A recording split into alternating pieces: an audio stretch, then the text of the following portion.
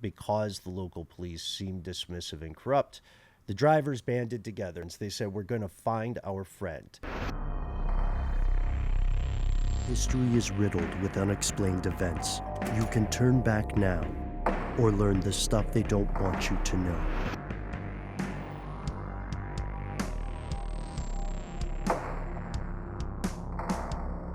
Let's get our Western heads around Nigeria. It's no secret that in the West, in the US and Europe, reporting of any country in the African continent is often beset by a lot of prejudice, by a lot of sensationalism, and by a lot of, I don't know, like you could call it the shadow of colonialism.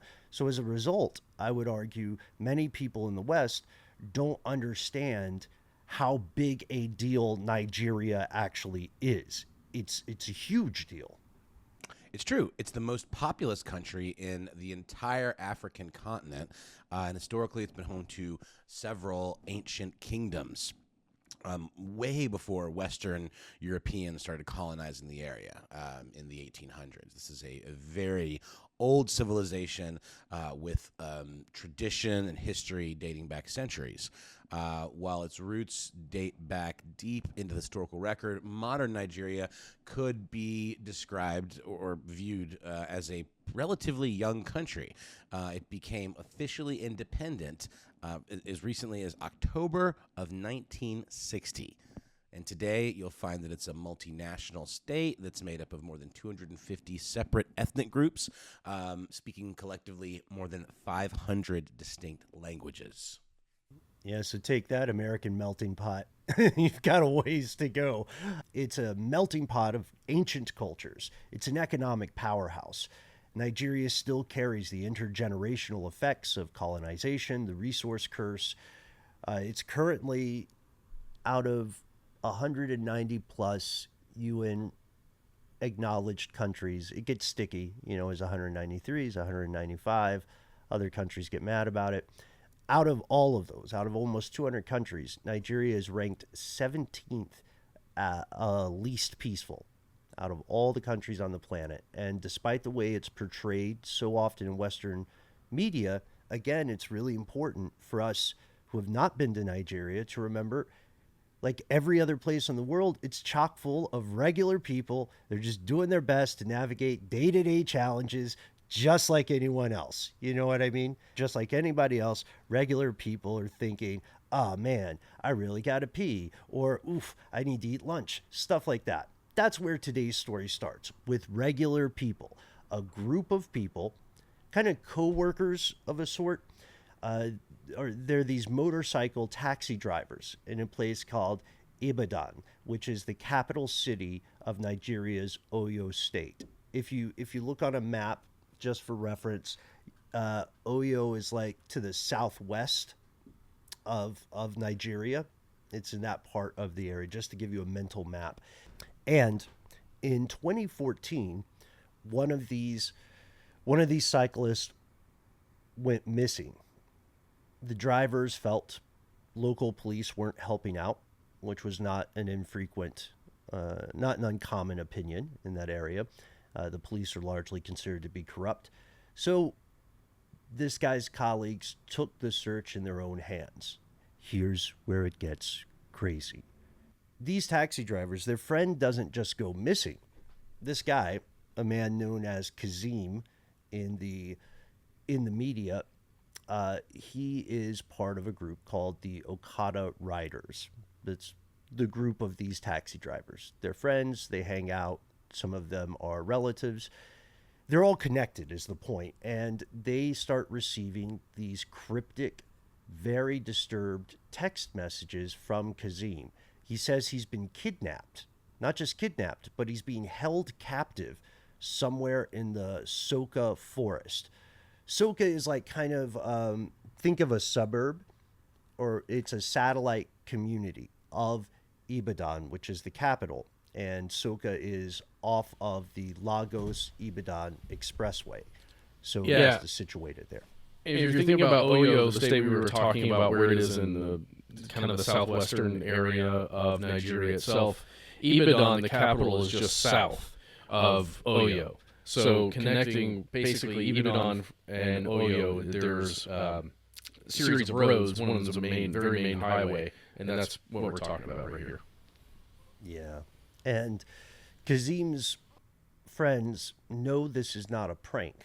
This is not some sort of reality show situation. They know it because kidnapping, for any number of reasons, is unfortunately not an infrequent occurrence in Nigeria. And importantly, kidnappers don't just target, hapless tourists. Anybody can become a victim. The text that Kazim sends to his relatives and to his colleagues describe the area to the best of his ability, but it's very, it's difficult to do so. And he says that he is currently with 8 other people, 8 other strangers, in an underground dungeon somewhere in the forest. And this isn't much, but his colleagues, his relatives, they take it seriously. They first go to the police, and the police don't do anything. Yeah. It's at least perceived that way. The group, like the friends of this person, Kazim, didn't see any police activity. They weren't alerted of any police activity. There was nothing. If there was some kind of investigation, it wasn't happening in the open. Right, exactly. And they weren't being clued in. They felt stonewalled and ignored. Important to note, we'll talk about reporting too in this episode. At this point, the story kind of diverges into a couple of different narratives. The New Telegraph, for instance, says that leading up to this, 3 cyclists in total had gone missing, but other news sources focus only on this Kazim guy. And it may be because it was Kazim's friends who were able to make some headway.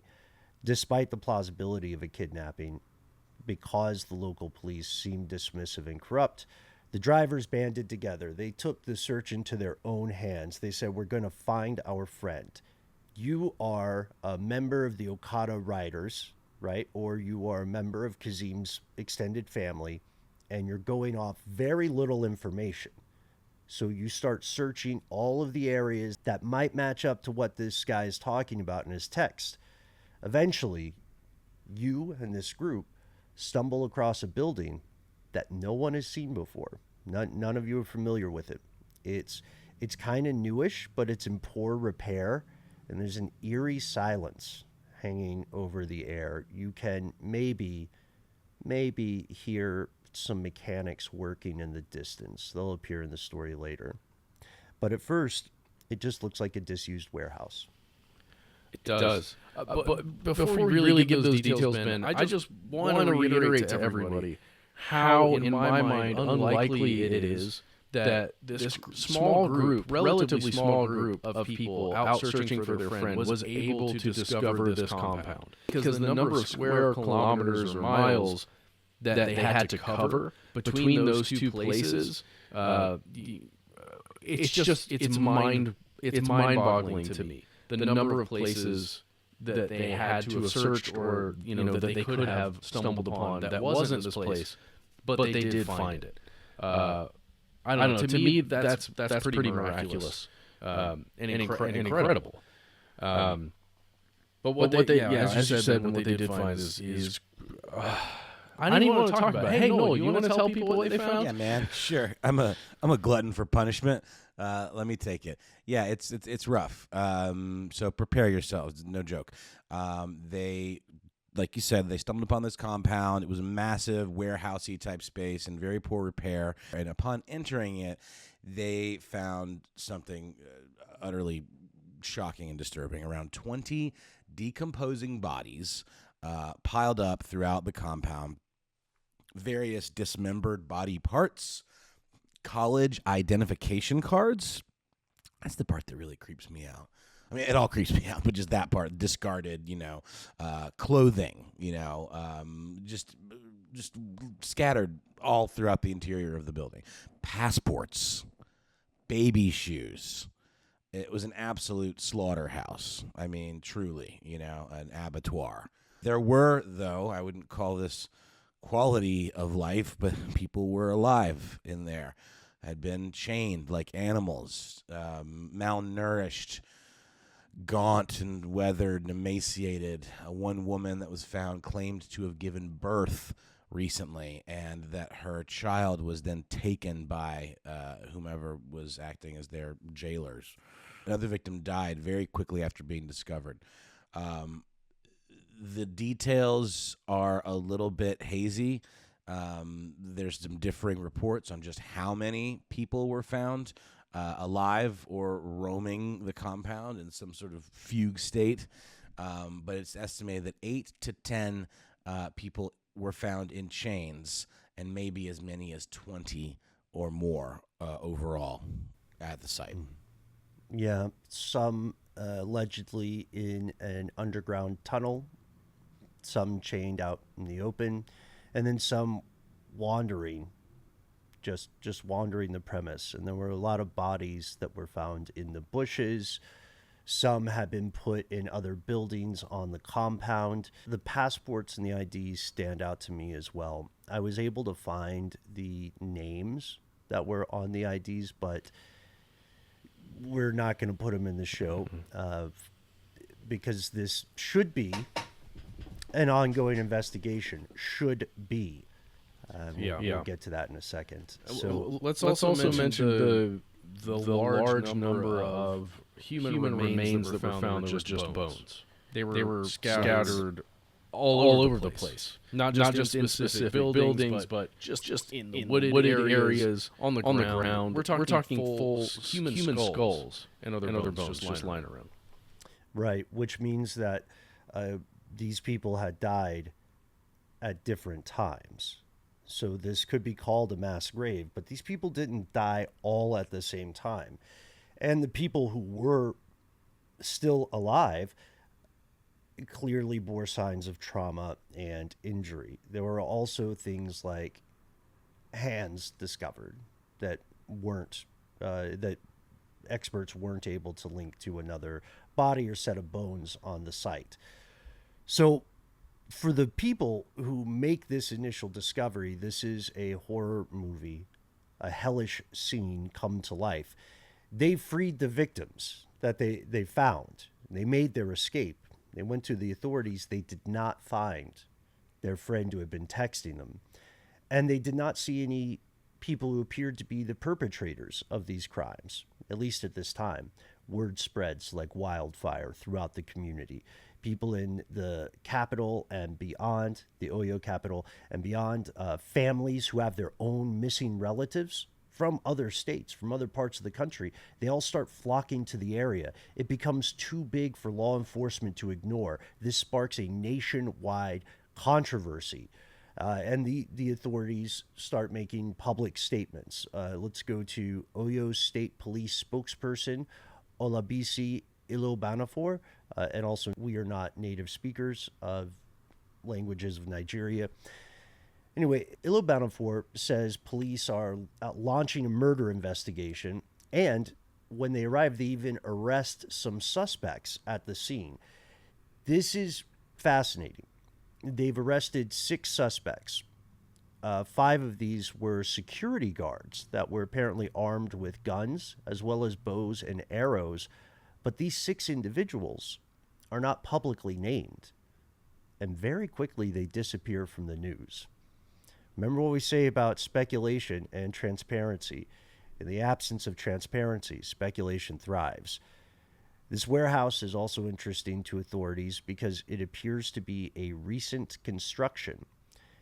The Soka area is being developed at this time, and it looks like some building companies, this is the initial thought, it looks like some building companies or some kind of company created this compound and then abandoned it. Maybe abandoned it when they were done with their nearby work. Maybe it was just like to store equipment.